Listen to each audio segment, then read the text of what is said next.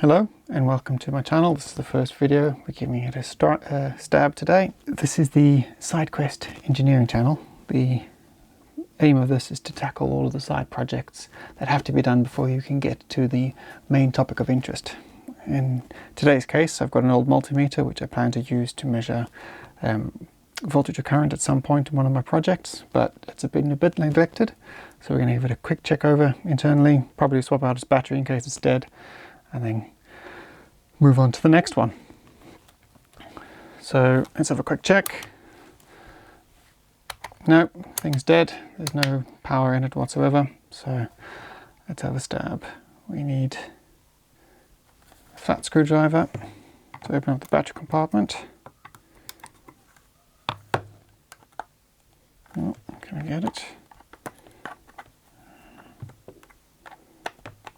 There we go. Oh, battery's not doing too well, so we'll get rid of that, stick it one side. And I've got another one in the pocket over here. Let's have a quick look. But before we put that in, let's have a quick squeeze, why not? It needs a bit of a wipe, in all honesty. Let's give it a go. This is a multimeter I got off of eBay a few years back, and I wanted to, well, wasn't sure why I needed it at the time. I went down a bit of a rabbit hole on buying multimeters that I didn't truly need, and I guess I'm paying the price now for having neglected them.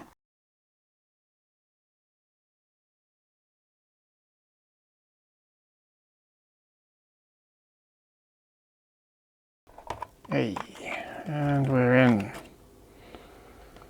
Ooh, he looks a bit horrible, doesn't he? Let's pull the guts out and have a bit of a closer look at what's going on here. I've got a cable that has been squeezed into this little gap to secure it. A bit of strain relief.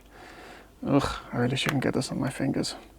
I think we're going to go for some gloves.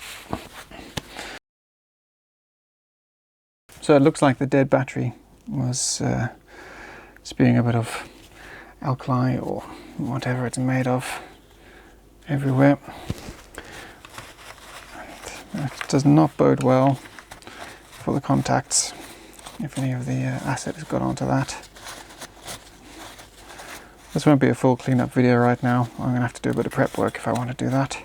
I just wanted to see if the thing would turn on really and see how we go from there. The back cover we'll get off in the future. We won't deal with that right this second. This is more of an exploration to see what's going on. I've got a voltage calibrator I can pull out and a couple of resistance decade boxes that we can use to check the function of this thing, which won't be a bad start. Right, so that's the main body. Let's have a look at the clamshell.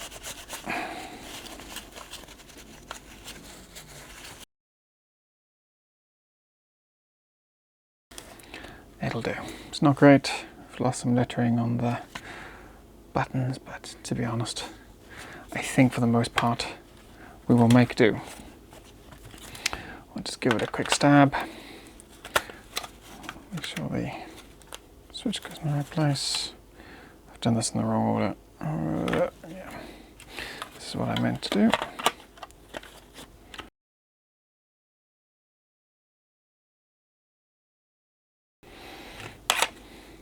Doing very well with the framing here. That's not too shabby for a first stab, I reckon.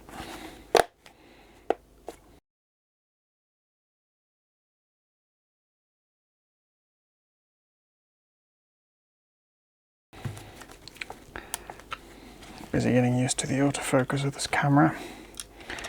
If I stay in the middle of the frame, which should be pretty good, but if I go outside of it, it loses its marbles. I think it's time to buy a cutting mat, because then there's always something for the camera to focus on. Right, your battery, does it turn on? No. Lovely, okay. So there's a bit of a exploration that's going to have to happen. It's probably a broken cable, something dodgy somewhere. Could be a dead battery, but I doubt it. This thing has been sitting on the shelf for quite a while now. So, alright then, we'll knock that off as a lost cause, pack it away for the minute, and we'll come back to it to see if there's any way we can bring it back to life, or if we are up the proverbial without a paddle. Well, that's it for the moment. Short and sweet. Gives us a starting point. I hope you enjoy, and see you on the next one. Cheers. 5 minutes later. Well, we're back again. We are going to take another kick at the cat on this one. See if there is anything we can glean from the inside of it. Anything that's immediately obviously broken.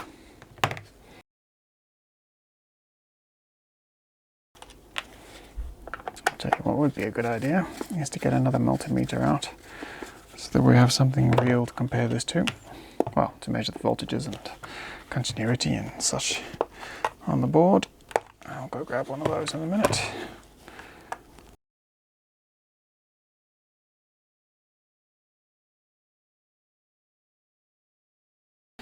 Right, let's have a look again. I should be able to turn this thing on without putting the cover on. I won't have to worry about that again for a moment. Right, let's see. Let me grab a multimeter. This will make life a bit easier.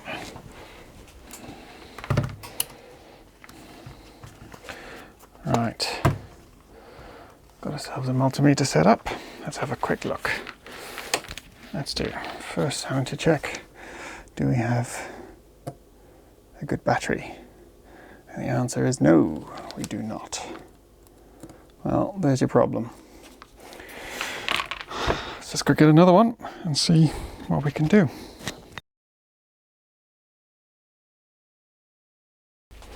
Right, we've got a second battery.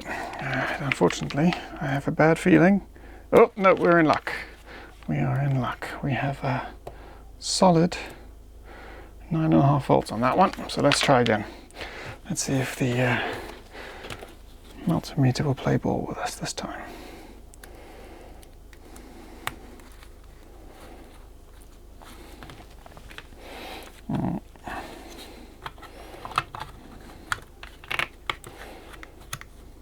Hey, we have some life. Excellent. Many volts, DC. Oh, let's have a quick check. Let's play around with the continuity and resistance measurement side of things, see if there's any life. Yep, that looks pretty good. Turn the beeper on. Excellent. Beeper works. We're off to the races. Okay.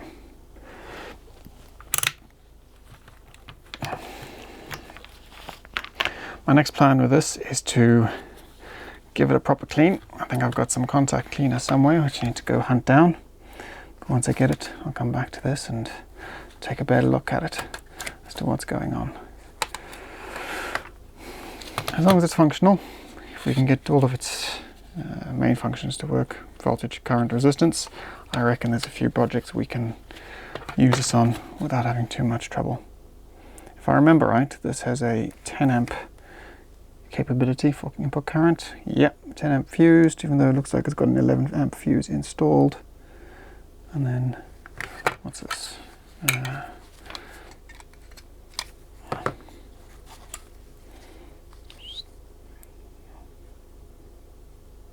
44/100.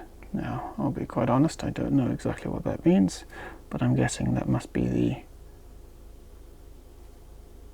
440 or 400 milliamp.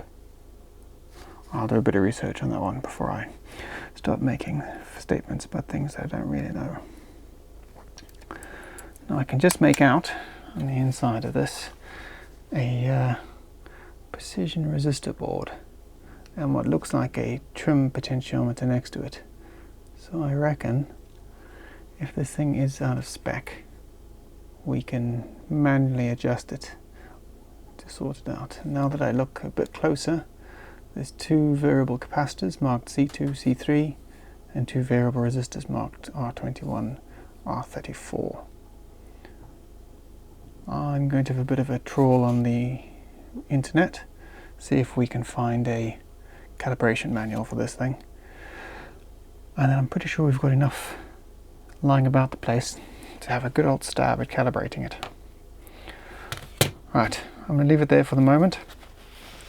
For the next one, we'll come back, try again, compare it, get some resistance standards that we can measure against, voltage standards that we can measure against, maybe a diode or two to check that functionality.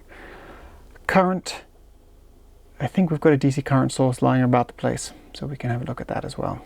I'm not sure about the AC side of things, apart from shoving it onto mains. I don't have an AC source, but maybe we can sort something out with a waveform generator or something along those lines. Once again, thanks for watching. I'll catch you on the next one. Cheers.